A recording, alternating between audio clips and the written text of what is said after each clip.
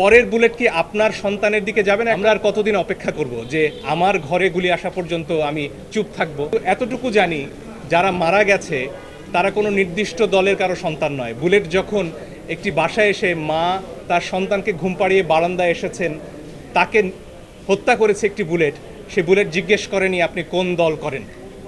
এবং আমার মনে হয় আমাদের বিভিন্ন বাহিনী, সেনাবাহিনী, পুলিশ বাহিনী, র্যাব, বিজিবি, তাদের সন্তানরা তো বাংলাদেশে রয়েছেন।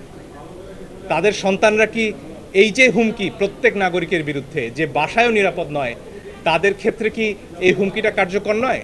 তাদের বিবেকেও কি আসলে এই প্রশ্নটা পৌঁছেনি যে পরের বুলেট কি আপনার সন্তানের দিকে যাবে না? একটা খুব চমৎকার ছবি দেখছিলাম, সেখানে এক শিশুকে গুলি করছেন একজন পুলিশ, এবং সেই শিশুটি জিজ্ঞেস করছে, বাবা ওটা কি তুমি?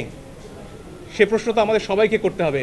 আমাদের কল্পনা চাকমার একটি উক্তি ঘুরে বেড়াচ্ছে, সেখানে বলা হচ্ছিল যে পাহাড়ে যে অত্যাচার করা হয় পরীক্ষামূলকভাবে, একসময় সেই নিপীড়ন নেমে আসে সমতলে।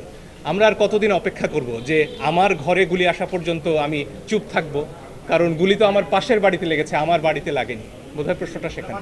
এটা তো খুব দুঃখজনক ঘটনা যে আমরা জানছি আমাদের দেশের কয়েকজন নাগরিক, 6 জন, তারা প্রাপ্তবয়স্ক, তাদের সাথে আমাদের শিক্ষকরা দেখা করতে গিয়েছিলেন, অধ্যাপক তানজিমুদ্দিন খান সহ বেশ কয়েকজন শিক্ষক গিয়েছিলেন, তাদেরকে দেখা করতে দেয়া হলো না। যদি তারা সেখানে স্বেচ্ছাই থাকতেন যে তাদের নিরাপত্তার প্রয়োজন, তাহলে তো তারা দেখা করতে দিতেন, তারা এই শিক্ষকদের বলতেন, কারণ এরা তো তাদেরই শিক্ষক।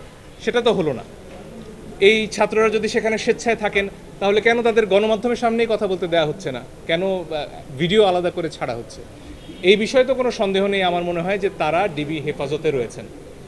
সরকারের তরফ থেকে কালকে 3 জন অতিরিক্ত অ্যাটর্নি জেনারেল যে কথাটা বলেছেন যে তারা নিরাপত্তার অভাব বোধ করায় তারা সেখানে আছেন, এই তো তাদের কথা। তো আমাদের পরিষ্কার প্রশ্ন যে আদালতের এখতিয়ার রয়েছে তাদের কাছ থেকে শোনার যে তারা কি স্বেচ্ছায় আছেন কি না। এবং আদালত যদি শুনতে নাও পারেন, সরকারের কাছে নিশ্চয়ই এই খবরটা গেছে এখন পর্যন্ত, তো তারা গণমাধ্যমের সামনে এদেরকে কথা বলতে দিন। গণমাধ্যমে এসে তারা বলুন যে তারা স্বেচ্ছায় আছেন, এবং গণমাধ্যম দেখুক যে তাদের সামনে অস্ত্র নেই, তারা কোনো রকম চাপে নেই। এবং তারা যদি স্বেচ্ছায় থাকেন, আমি জানি না আরও যারা আমরা ক্ষেত্র বিশেষে নিরাপত্তার অভাব বোধ করি কিনা, আমাদেরও এই সুযোগ আছে কিনা যে আমরা সবাই গিয়ে সেখানে ডিবি হেফাজতে নিরাপদ বোধ করব। এই ধরনের কোনো আইন আছে কিনা? যদি না থাকে তাহলে কি বিচারে আসলে ডিবি কার্যালয়ে, গোয়েন্দা বিভাগ যাদের কাজ মামলার তদন্ত করা, সেখানে একজন মানুষ নিরাপত্তার জন্য যাবেন কেন? নিকটস্থ থানায় নয়।